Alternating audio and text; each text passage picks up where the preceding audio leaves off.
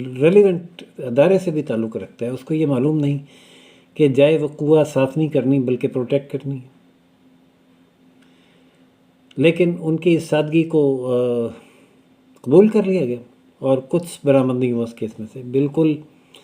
یہ ایسی ہی سادگی ہے جیسی جب احسن اقبال پر فائرنگ ہوئی تو فائرنگ کرنے والے نے یہ بیان دیا کہ مجھے خواب میں داتا صاحب نے آ کر کہا تھا کہ اس کو مار دو یا اس پر فائرنگ کرو، تو میں داتا صاحب کی حکم کی تکمیل میں نے یہ فائرنگ کی،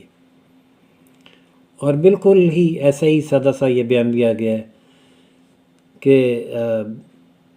مجھے لگا کہ خان صاحب گمراہ کر رہے ہیں لوگوں کو، اور جب اذان ہو رہی ہوتی تھی تو یہاں پہ ناچ گانا چلتا تھا جس سے کہ مجھے بڑی تکلیف تھی۔ میں لاہور سے ان کے ساتھ چلا ہوں، میں بائک پہ آیا ہوں، میں نے بائک ماموں کی دکان پہ کھڑی کی ہے، میں آیا ہوں اور میں نے خان صاحب کو اکیلے کو مارنا تھا اور میں نے فائر کیا۔ ناظرین دیکھا جائے تو گولی چلی ایک، زخمی ہوئے بندے 12-13 اور ایک ہلاک بھی ہے۔ کمال ہی لگتا ہے یہ فی الحال تو۔ اور ہوا کیا؟ ہوا یہ کہ 5 دن سے عمران خان صاحب ہمارے اہم ترین ادارے کے لوگوں کو سرزنش کر رہے تھے اور وابلہ کر رہے تھے، اوئی اوئی کہہ کے مخاطب کر رہے تھے اور ان کو وارننگز دے رہے تھے۔ اچھا، یہ بات انڈیا کے لیے بہت دل خوش کن تھی، وہ تو یہ چاہتا ہے کہ پاکستان کی عوام فوج کے خلاف ہو جیسے کہ بنگلہ دیش میں ہوئی، تو وہ اپنا کام کرے۔ اور یہاں یہ صورتحال تھی کہ 5 دن سے ایک ہی گردان اور اس پر ایک بہت بڑی عوام کا یقین کرتے چلے جانا۔ ناظرین جب بات ہے نا انالیسس کی کہ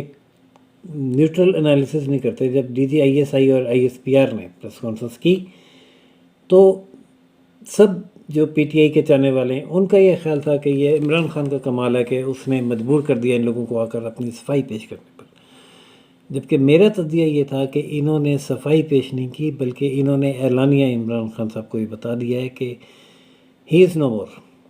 ان دس پالیٹکس، یا وہ اس کے ساتھ پالیٹکس میں اب نہیں ہے، انہوں نے جو کرنا ہے خود کریں۔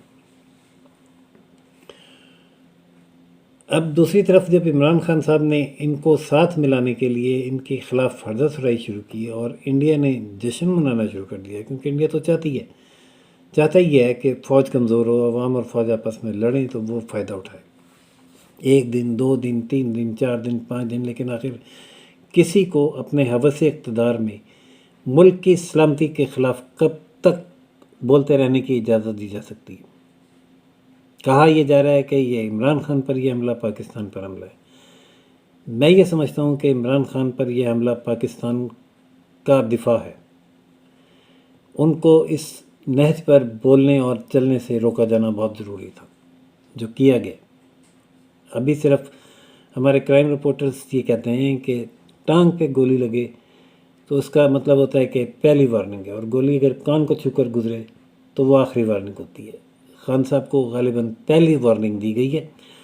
اور اس کے بعد خان صاحب کیا حکمت عملی اختیار کرتے ہیں، وہ اس کو فیس سیونگ بنا کر دھرنا وائنڈ اپ کر کے احتجاج کو شہر لے جاتے ہیں، یا اسی لانگ مارچ کو آگے کنٹینیو کرنے کی کوشش کرتے ہیں، اور پھر کیا نتیجہ نکلتا ہے ناظرین جو بھی صورتحال ہوئی اس سے آپ کو آگاہ کرتا رہوں گا۔ فی الحال آپ بھی اپنے کمنٹس میں اپنے رائے اور ترجیحوں سے آگاہ کیجیے، اور دیکھتے رہیے روشن Pakistan news. Channel like, subscribe اور شیئر کرنا نہ بھولیے گا۔ اللہ حافظ۔